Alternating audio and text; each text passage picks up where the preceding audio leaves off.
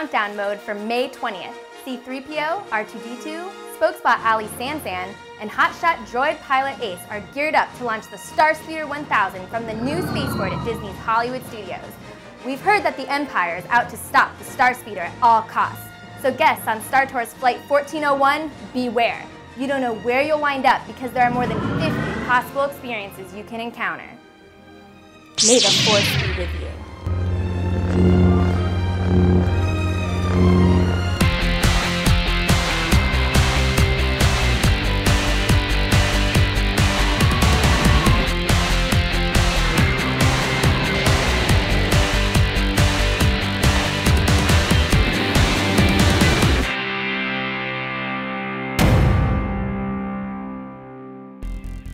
Hey guys, welcome to another edition of Orlando Attractions Magazine, the show, featuring the latest attractions, news, and information from all around Central Florida. On today's episode, we'll be bringing you highlights of SeaWorld's debut of One Ocean, updates from Star Tours, give you some hints on Universal's new attraction, bring you up to date on the Pixar 25th anniversary celebration at Epcot.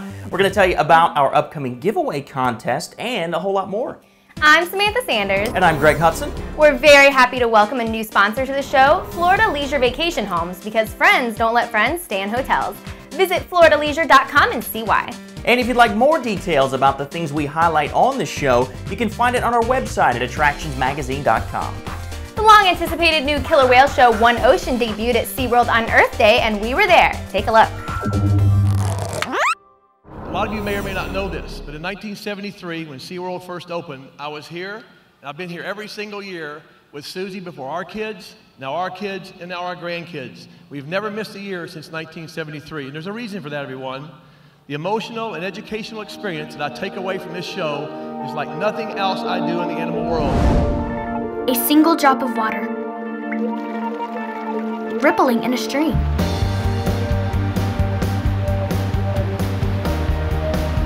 Becomes one of billions racing to the sea.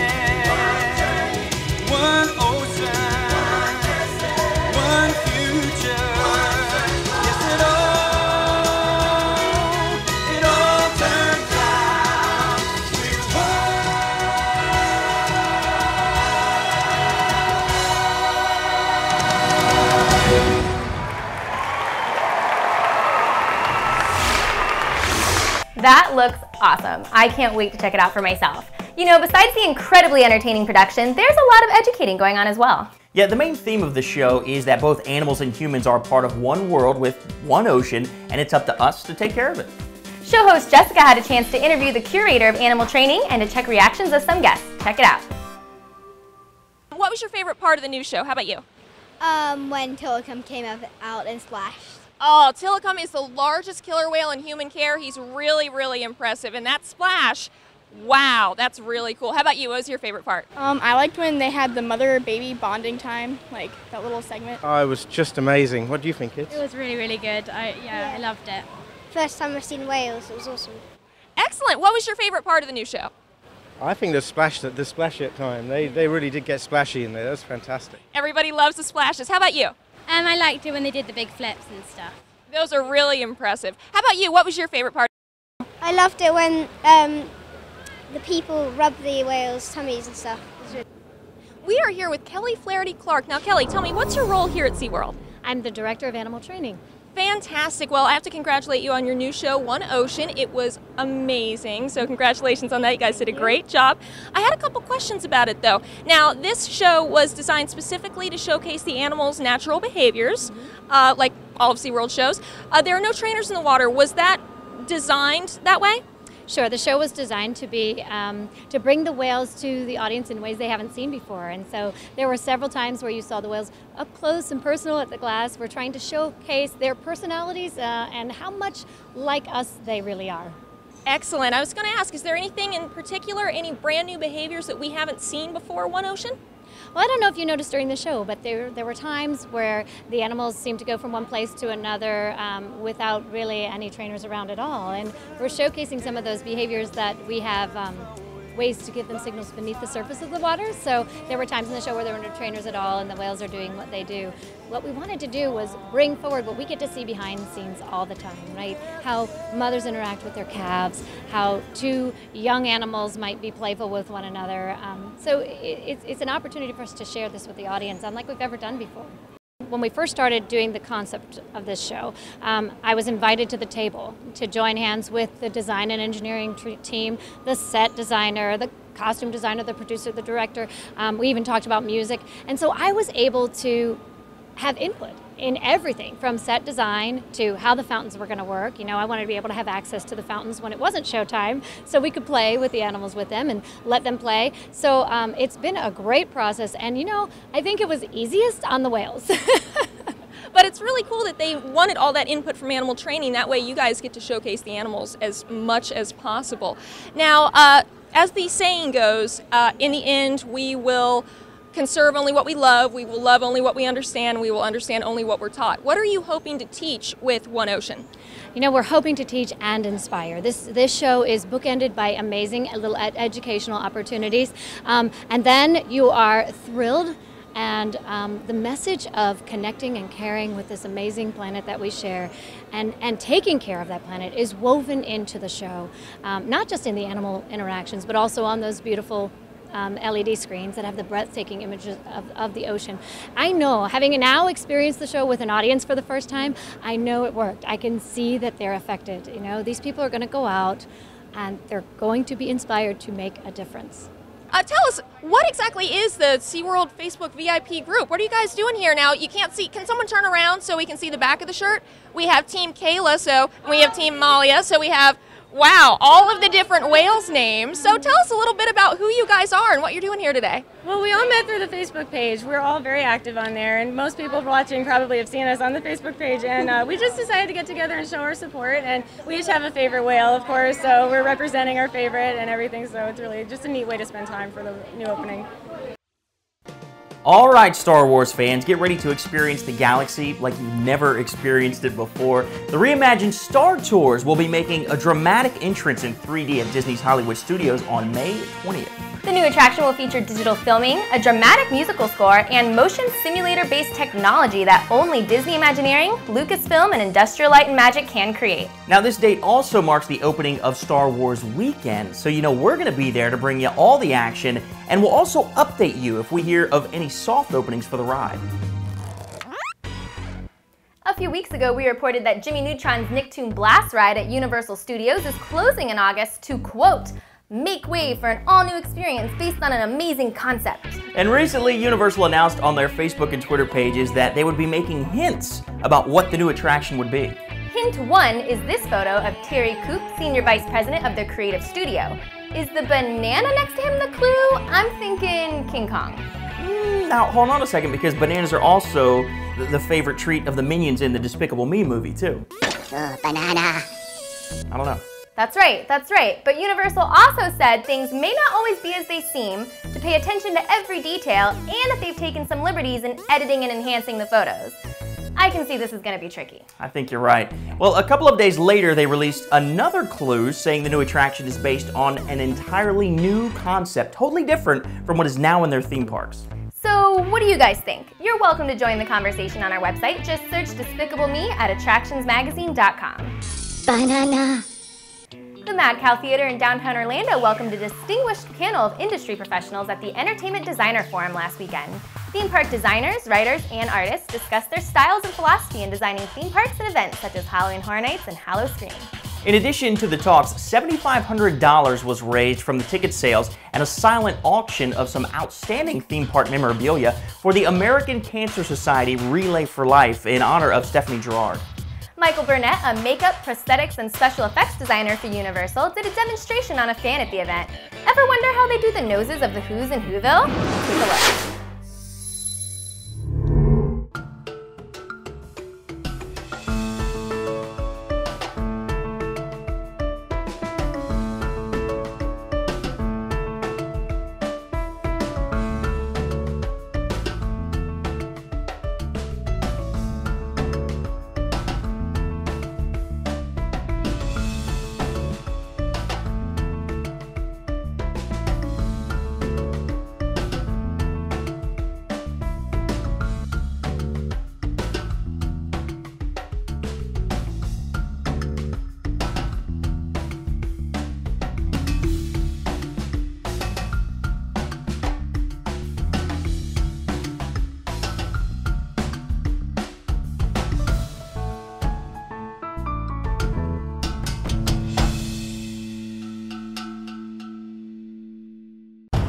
Friends don't let friends stay in hotels. For a better vacation, stay in a Florida Leisure vacation home next time you're in Orlando.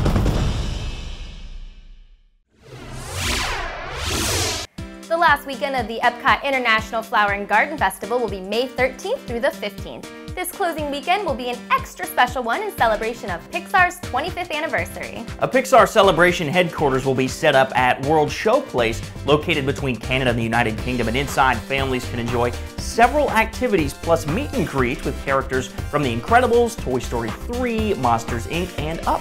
How fun! There will also be a speaker series featuring talks by Pixar producer Jonas Rivera, composer Michael Giacchino, and Cars franchise guardian Jay Ward. And if that's not enough Pixar fun, there will be even more Pixar characters in meet and greets in 3 other areas all around Epcot. And by the way, Topiary Tow Mater from Cars 2 has now joined Lightning McQueen at the entrance to World Showcase to get ready for the special weekend. Coming in a couple of weeks on May 12th and 13th is the D23 Great Disney Scavenger Hunt, which we reported on previously. Disney has just announced the grand prize for the winning team, a free trip on Disney Cruise Line's new ship, the Disney Fantasy, scheduled to launch in the spring of next year. Wow, I'm excited about that. I can't wait until my team wins and we get to go on a cruise. That'll be fantastic. Yeah. Now listen, the 4-park scavenger hunt is part of a full weekend of the official Disney Fan Club's events, including Destination D, Walt Disney World 40th. To sign up, go to their website at d23.com. I'd like to talk to those of you out there who'd like to visit us here in Central Florida. Since you're watching our show, it's likely that you'd like to stay up to date with all the things going on in our area. Besides watching our show, the best way is to subscribe to our magazine as well. Right here in our current edition, you'll find great stories, upcoming events, and lots of helpful information. Subscribing is easy. Simply go to our website and click to order your copy and subscribe. You can also pick up a copy in major bookstores or order it in our free iPad app. Any way you choose, you'll find it's the perfect companion to our show and guide for those of you who like to visit our area.